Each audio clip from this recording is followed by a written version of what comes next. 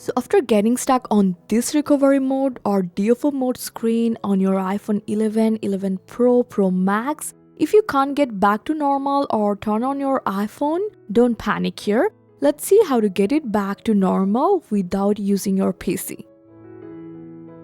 So starting from the recovery mode screen, you just have to quickly press this side button twice in rapid succession.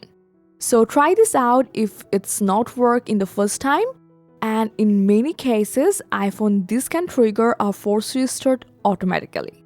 After that, be patient, and then when you see the Apple logo with the loading screen, that means your iPhone is okay.